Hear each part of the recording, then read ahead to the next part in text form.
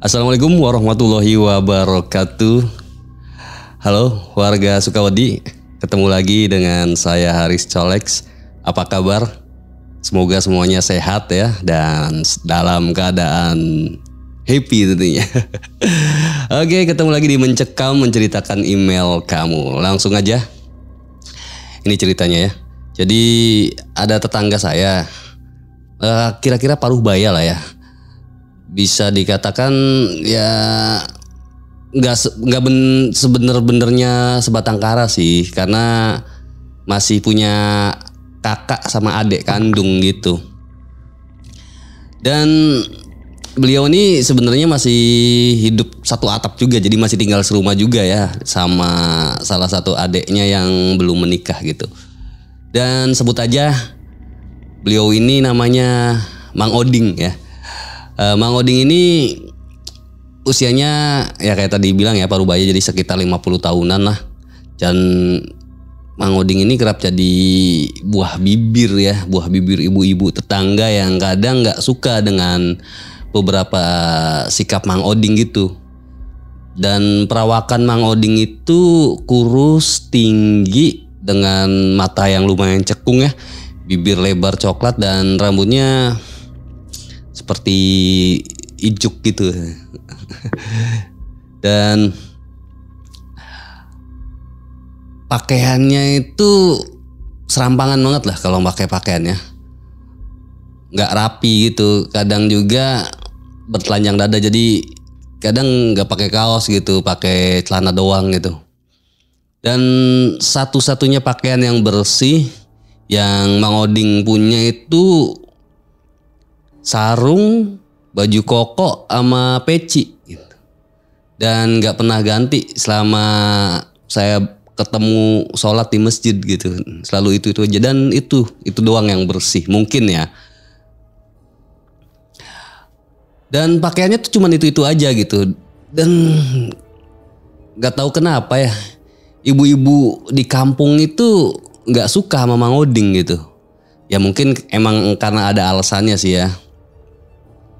Sebenarnya kalau menurut saya ini sih, menurut saya pribadi ya, sikap Mang Oding masih bisa ditoleransi sih. Dan mungkin ada alasan khusus untuk Mang Oding kenapa melakukan itu semua gitu. Tapi ya nggak tahu alasannya apa gitu. Mang Oding ini sering ke masjid, tapi ke masjidnya ini kalau ada undangan aja gitu. Kalau ada pengajian, tahjiahan atau apapun itu gitu, selalu datang gitu. Kalau di masjid nggak ada acara apa-apa dan nggak ada yang ngumumin ada undangan ke rumah gitu, ke rumah tetangga-tetangga yang ada hajatan gitu, ya maka Mang Oding nggak akan pergi ke masjid gitu dan lebih memilih sholat di rumah gitu. Dan hal menyebalkan lainnya ini ya, mungkin ini ya adalah ketika Lebaran tiba gitu. Di saat semua keluarga membuka pintu gitu ya, semua orang kan membuka pintunya lebar-lebar gitu untuk open house lah ya. Jadi ayo silakan mampir gitu. Nah, Mang Oding ini akan datang paling pagi, paling duluan gitu. Makan dengan banyak ketimbang orang lain gitu. Apa aja dimakan gitu ya. Paling bersemangat lah pokoknya. Kalau ada acara halal bihalal tuh paling semangat Mang Oding tuh ya. Jadi ke rumah tetangga ini, ke rumah tetangga ini, paling awal gitu ya. Dan dia akan jadi orang yang paling depan untuk mengunjungi rumah tetangga-tetangganya. Duduk lebih lama dan pulangnya paling akhir gitu. Ya kalau bisa memberi penilaian tersendiri untuk hal itu, ya ini sih menurut saya pribadi ya, sekali lagi ya, itu saya nggak masalah sih ya. Nggak ada masalah dengan itu semua, itu bebas-bebas aja kan, acaranya emang open house gitu ya, silaturahmi gitu, halal bihalal, jadi bebas aja sih ya kalau menurut saya pribadi gitu. Cuman nggak tahu kenapa gitu mulut ibu-ibu agak sedikit kelewatan gitu. Jadi saya kadang sebel sendiri gitu kalau dengerin ibu-ibu ngomongin itu ya. Saya nggak bisa ngasih pembelaan apa-apa sebenarnya ya sama Mang Oding gitu ya. Toh saudara-saudaranya aja nggak ada yang berani masang badan gitu ketika ibu-ibu lagi ngibahin tentang Mang Oding gitu, santai-santai aja kakak dan adiknya gitu. Jadi ya udahlah, saya juga ngapain sih gitu ya. Dan waktu itu singkat cerita nih ya, suatu waktu tiba-tiba Mang Oding datang tuh ke rumah saya ya. Saya kaget dong. Ya walaupun saya nggak pernah benci gitu ya, nggak pernah kesel sebel gitu ya. Tapi saya juga nggak begitu akrab gitu, kurang akrab gitu, apalagi kan jauh gitu usianya ya. Jadi saya ngajak ngobrol di luar aja gitu dengan alasan udah Bang di luar aja biar adem gitu kan. Mang Oding duduk tuh waktu itu, terus saya tanya tuh ke Mang Oding ya, ada apa nih Mang? Tumben ke rumah gitu. Ya basa-basi dikit lah ya. Terus waktu itu Mang Oding jawab, ini Mas, kalau misalnya nih waktu Mas masih kecil gitu, terus Mas ulang tahun, nah orang tua Mas tuh ngebeliin kado apa? Ketika Mang Oding ngomong kayak gitu, saya sedikit terenyuh gitu kan. Jadi ada penilaian yang beda lagi tuh tentang Mang Oding ya, bisa dibilang saya nggak nyangka aja gitu kalau Mang Oding bakal punya pikiran seperti itu gitu, di balik sikapnya yang selama ini ditunjukkan oleh pada para tetangga gitu ya, kayak yang acu tak acu gitu lah ya. Terus saya tanya tuh ke Mang Oding ya, anak siapa Mang gitu kan, usianya berapa tahun, terus kapan ulang tahunnya. Terus Mang Oding jawab tuh, anak saya mungkin tahun ini usianya 6 tahun. Ya mau masuk sekolah gitu. Gak tahu tuh sekolah TK atau sekolah SD. Saya pengen banget tuh kasih hadiah karena memang dari lahir semenjak dibawa ibunya saya gak pernah ngasih apa-apa tuh, gak pernah ngebeliin apa-apa buat anak saya itu. Terus saya mikir tuh ya, kira-kira apaan ya. Terus saya langsung kepikiran adik saya yang usianya juga nggak jauh sama usia anaknya Mang Oding gitu ya. Wah iya nih. Dan yang pasti dibalik sikapnya yang ngejengkelin gitu ya, Mang Oding juga punya seorang istri dan anak yang mungkin statusnya, ya mungkin ini statusnya yang dulu ya gitu ya. Cuman kan punya anak dan istri dulunya gitu kan. Mungkin ini. Ya tapi mau gimana pun ya, anak kan bakal tetap jadi anak gitu. Terus saya nanya tuh, mau masuk SD ya Mang? Apa enggak dibeliin kebutuhan sekolahnya aja? Kayak tas, sepatu atau apa gitu. Terus Mang Oding jawab tuh, oh tas sepatu ya? Atau buku-buku gitu ya? Tapi kata Mang Oding nih Mas ya, tapi saya kepikiran pengen beliin dia Al-Quran sama pakaian muslim sih. Waduh, saya kayak langsung ketonjok tuh ya. Aduh gitu. Balik lagi tuh.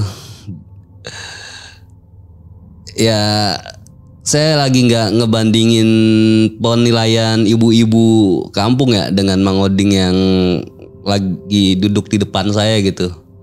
Wah luar biasa, jadi beda banget gitu. Terus saya jawab aja, iya Mang bagus tuh Al-Quran sama pakaian muslim. Dan mungkin Mang Oding saat itu mikirin kehidupan dunia akhirat ya buat anaknya gitu, keren lah. Terus Mang Oding waktu itu pengen banget ngebekali anaknya dengan sesuatu yang bisa dibawa hingga ke akhirat nanti itu kan. Wah keren tuh, jarang tuh ya mungkin ada ya, cuman di sekitar saya kayaknya jarang. Dan saya dukung banget keputusan Mang Oding, dan semenjak saat itu saya sering lihat Mang Oding jadi sangat bekerja keras ya. Jadi ngelakuin apa aja tuh yang bisa Mang Oding lakuin ya. Tentunya dengan cara yang halal dan baik ya. Saya kerap waktu itu lihat Mang Oding lagi ngebantu tetangga ngebersihin rumput-rumput di kebun gitu, di kebun mereka ya. Pernah juga saya lihat Mang Oding lagi cuci piring di kampung sebelah gitu, pas lagi ada yang hajatan gitu. Jadi bener-bener usaha sedemikian rupa gitu ya untuk ngebahagiain anaknya gitu. Ya rasanya saya pengen tuh ngasih tahu, nyebarin berita ke ibu-ibu yang suka nyinyir gitu dan ngejelek-jelekin Mang Oding gitu kayaknya ya, kalau pas saya lagi ke warung gitu mau beli apa gitu ya, terus ada ibu-ibu lagi nyinyirin gitu. Pengen tak kasih tahu tapi ya udahlah ya. Nggak usah lah ya.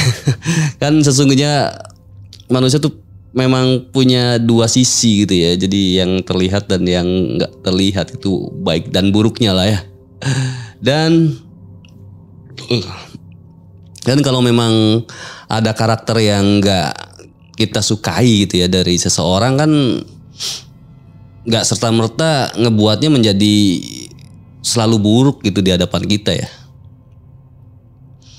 Dan berbulan-bulan waktu itu Mang Oding kerja keras tuh, iya.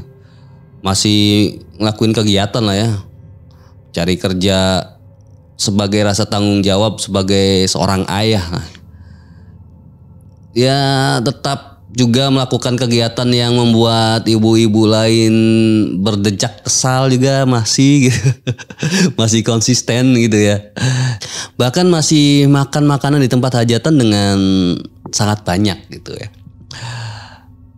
Datang ke masjid duluan, atau nanti kalau ada tetangga yang punya sebuah acara gitu, terus Mang Oding akan menampakkan gitu ya, menampakkan batang hidungnya terlebih dahulu daripada orang lain gitu. Dan singkat cerita, akhirnya pada suatu hari itu Mang Oding datang tuh ke rumah ya,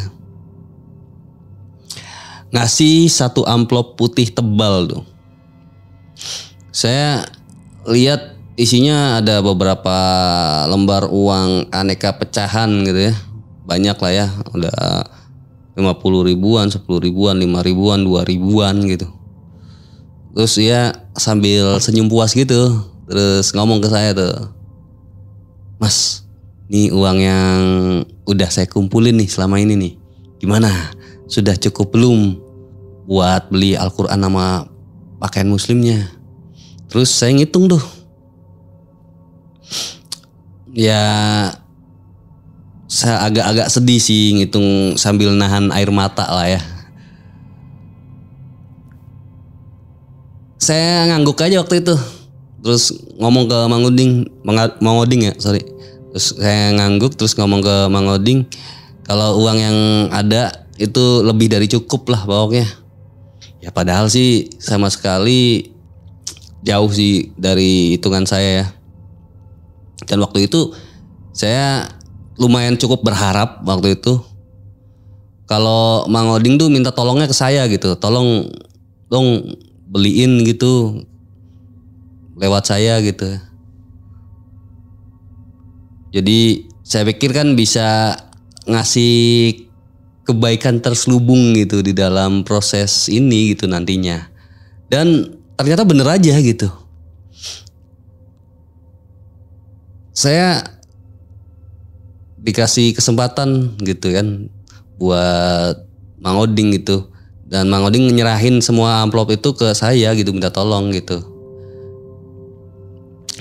Dia bilang gini nih. Beliau bilang gini nih. "Mas, mau gak nolong saya gitu? Tolong dong beliin beberapa barang yang saya pengen gitu. Kalau misal ada kekurangan nanti kasih tahu saya aja gitu." Gitu tuh kata Mang Oding ya. Terus saya akhirnya ngecek di online tuh langsung ya, ngecek di online apa kebutuhannya Mang Oding gitu kan, Al-Quran, pakaian muslim gitu. Saya cari toko yang terpercaya tentunya ya. Terus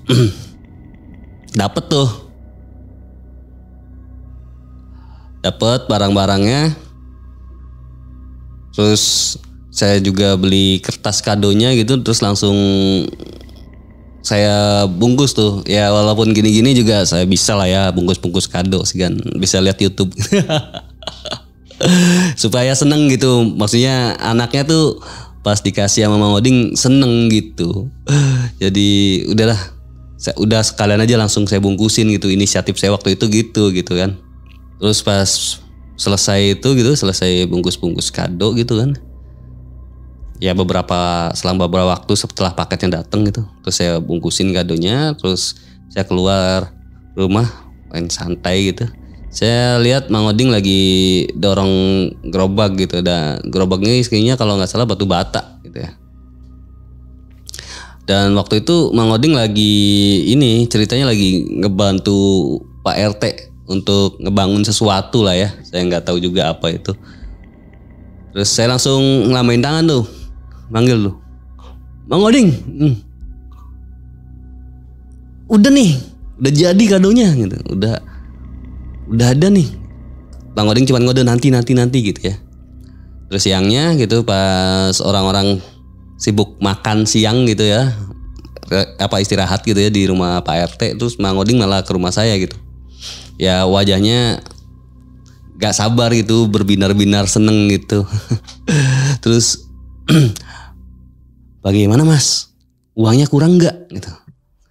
Itu Mang Oding langsung nanya gitu aja tuh. Terus saya bilang, enggak Mang, ini lebih dari cukup Mang. Terus ini barangnya, pesenannya Mang Oding, saya sekalian ngebungkusin biar Mang Oding gak susah lah ya gitu buat ngebungkusnya lagi. Aduh, tapi saya bilang gitu ya, saya lupa Mang. Jadi Mang Oding gak bisa lihat barang-barangnya. Saya tadi nggak kepikiran sampai ke situ Mang.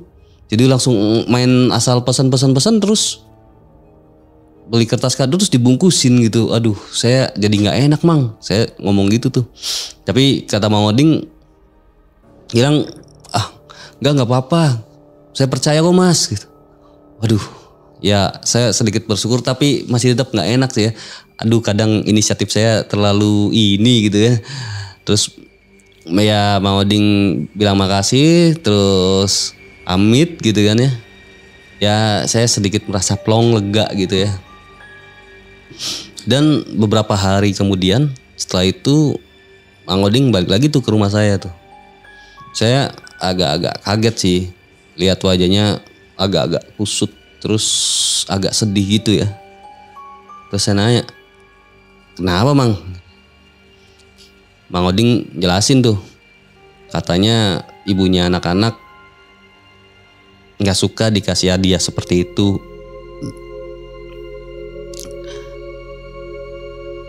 Ya anak saya sih suka Mas, tapi ibunya bilang jangan beli barang seperti itu karena bakal sia-sia gitu. Dan gak penting itu tuh barang begitu tuh, lebih baik beliin handphone gitu, agar kalau ibunya ada kegiatan si anak nggak ngeganggu gitu. Ya jadi anaknya tetap fokus ke handphone aja gitu. Terus Mang Oding kan langsung jawab gitu, handphone kan mahal ya Mas. Saya waktu itu langsung istighfar aja tuh. Rasanya gimana gitu ya, kesel gitu kan, sakit lah ya. Kayaknya sakit banget hatinya gitu. Misalkan saya ngasih terus dijawabnya kayak gitu, nggak perlu barang-barang begini gitu kan. Terus saya nepuk bahu Mang Oding tuh, udah Mang, sabar aja gitu. Mungkin ibunya si Ade nggak ngerti kalau barang-barang yang dikasih Mang Oding ini penting gitu kan. bagi kehidupan di dunia dan di akhiratnya gitu. Ya waktu saya ngomong gitu Mang Oding sempat narik nafas lega sih ya. Tapi sepertinya kayak ada sesuatu yang tetap dipikirin gitu ya, tetap dipikirin gitu ya. Dan sepulang dari rumah saya jarang tuh ngelihat Mang Oding gitu ya. Di beberapa kesempatan saya ketemu Mang Oding, ya Mang Oding terlihat nggak bersemangat kayak dulu gitu, tapi tetap melanjutkan pekerjaannya gitu, pekerjaan serabutan ya yang bisa dikerjain gitu kan. Terus seharian itu setelah itu ya, dan beberapa hari kemudian seharian itu saya udah nggak ngelihat Mang Oding tuh. Terus saya tanya tuh ke adiknya Mang Oding sama kakaknya gitu, dan mereka pun jawab tidak tahu gitu, nggak tahu. Nah, tumben gitu kan, udah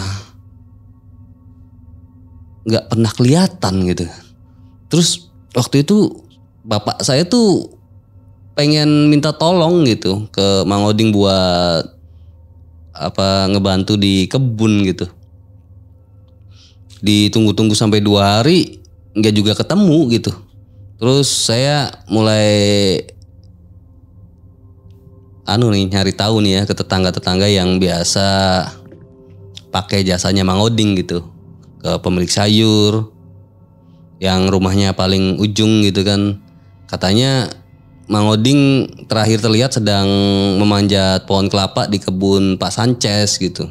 Terus saya ngomong ke bapak saya gitu, kalau Mang Oding terakhir dilihat si Uwa pedagang sayur itu sedang berada di kebun kelapa milik Pak Sanchez gitu. Terus bapak saya langsung ganti pakaian, terus pakai motor langsung ke kebun Pak Sanchez gitu ya. Dan kebun itu tuh memang jarang didatengin orang gitu, karena memang medannya bisa dibilang cukup terjal ya. Juga nggak banyak orang yang berani ke daerah sana gitu. Cuma Mang Oding aja gitu yang berani ke situ gitu. Ya kan mungkin karena tekadnya yang kuat buat anaknya gitu ya, nyari uang buat anaknya gitu. Dan pas masuk ke dalam kebun itu bapak saya juga berpas-pasan dengan Pak Zamani ya. Dan Pak Zamani ini pemilik kebun palawija ya, yang dari kampung sebelah gitu. Dan Pak Zamani kaget kayaknya ngelihat bapak saya yang ada di kebun kelapa Pak Sanchez gitu. Terus beliau tanya tuh, "Loh, tumben Pak, ngapain kesini gitu?" Terus bapak saya jawab, "Lagi nyari Mang Oding." Gitu. Terus bapak-bapak itu, bapak saya sama Pak Zamani ya, langsung nyari Mang Oding tuh di kebun itu gitu, manggil-manggil gitu, teriak-teriak manggil namanya gitu. Tapi nggak ada sautan sama sekali gitu. Jadi muter-muter gitu, masih di kebunnya Pak Sanchez kan lumayan luas gitu.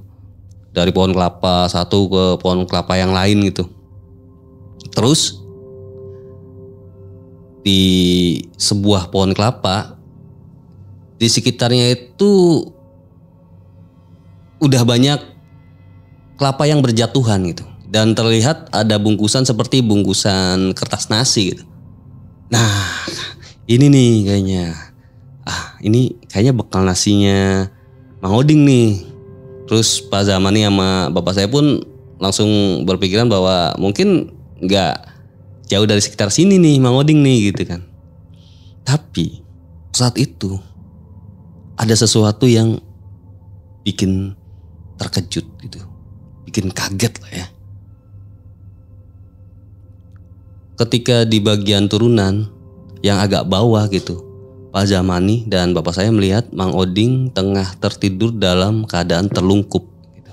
Terus langsung buru-buru tuh bapak saya dan Pak Zamani turun ke bawah gitu. Terus membalikkan badan Mang Oding yang pas dipegang udah terasa dingin dan anyep gitu. Dan benar saja, ternyata Mang Oding sudah meninggal gitu. Dan mereka berdua kan spontan langsung berucap innalillahi wa inna ilaihi rajiun. Ya benar-benar kaget lah ya pada saat itu gitu. Keduanya mengira mungkin Mang Oding jatuh dari pohon kelapa gitu. Karena terlihat dari luka yang ada di bagian tubuh ya. Dan luka di kepalanya gitu yang mengeluarkan darah gitu. Dan berita itu sempat menggemparkan kampung kami sebenarnya. Seolah sebagai pembungkam mulut-mulut ibu-ibu gitu ya, yang sering banget gibah gitu, gibahin Mang Oding gitu kan. Padahal kan mereka sama sekali nggak tahu gitu dan nggak pernah ikut andil gitu dalam membantu menyelesaikan masalahnya Mang Oding gitu. Ya tapi mau gimana ya, yang namanya juga nasi udah jadi bubur gitu ya. Ya bagaimanapun Mang Oding sudah berpulang dan nggak bisa melakukan apa-apa lagi gitu. Saya sedih waktu itu ya. Terus dari kisahnya Mang Oding saya dapat sebuah hikmah yang pasti ya. Saya mensyukuri keberadaan saya dan keluarga saya tentunya ya. Karena seperti apapun gitu, baik buruk, lebih dan kurangnya, saya takut suatu waktu jika saya sedikit durhaka gitu kan, ya bukan saja nggak mungkin ya Allah akan mengambil hikmah memiliki orang tua gitu, memiliki keluarga gitu kan. Jadi tetap bersyukur yang pasti saya. Dan semenjak saat itu ya, menjadi pribadi yang lebih baik menjadi pilihan gitu ya, menjadi pilihan saya gitu ya. Pun juga mungkin dengan ibu-ibu yang lain yang kerap bergibah tentang Mang Oding gitu ya. Saudara-saudara Mang Oding menggelar takziah yang sederhana ya. Dan malamnya ketika Mang Oding baru saja selesai dimakamkan, beberapa orang yang sering nongkrong gitu ya, nongkrong di pos ronda, lihat Mang Oding pakai celana yang biasa dikenakannya ya. Celana coklat penuh tambal dengan bertelanjang dada. Tubuhnya benar-benar terlihat pucat dan di beberapa sisi ada yang membiru. Mang Oding menyeringar lebar lalu meminta kopi gitu. Dan bapak-bapak yang di sana ya langsung teriak-teriak gitu kan. Lari pontang-panting karena ketakutan gitu. Sementara bapak saya dan ada Pak Sanchez juga, ada Pak Zamani juga lagi ada di sana posisinya, ikut duduk di pos ronda itu. Waktu itu memang takut sih, cuman nahan rasa takutnya. Terus saya ingat bapak saya cerita, katanya bapak saya bilang gini, Mang Oding mau ngapain lagi? Lalu sesuatu yang menyerupai Mang Oding itu tersenyum, tertawa dengan meninggalkan gema gitu yang yang bikin serem lah pokoknya ya. Terus lalu ngilang gitu begitu saja. Dan katanya beberapa ibu-ibu yang suka gibahin gitu dan jadiin Mang Oding bahan obrolan yang asik gitu ya, itu satu persatu pintu rumahnya diketuk tengah malam. Dan ketika dibuka gak ada orang sama sekali, dan itu seperti teror ya di kampung kami selama beberapa waktu ya. Beberapa orang ya benar-benar ketakutan ya. Tapi saya sama bapak saya malah sedih ya. Dan beranggapan Mang Oding ini semasa hidupnya aja udah susah gitu. Dan setelah meninggal malah ada setan jahil gitu yang mengambil wujudnya untuk menakut-nakuti para tetangga gitu. Malang bener gitu ya nasibnya Mang Oding. Dan itu dia tadi mencekam kali ini. Semoga bisa menghibur. Dan jangan lupa share ke teman-teman yang lain ya. Dan buat yang belum subscribe, silakan subscribe. Buat yang mau ikut bercerita juga bisa saja kirim rekaman audionya dan email ke podcast.ceritahoror@gmail.com. Saya Haris Colek pamit. Wassalamualaikum warahmatullahi wabarakatuh.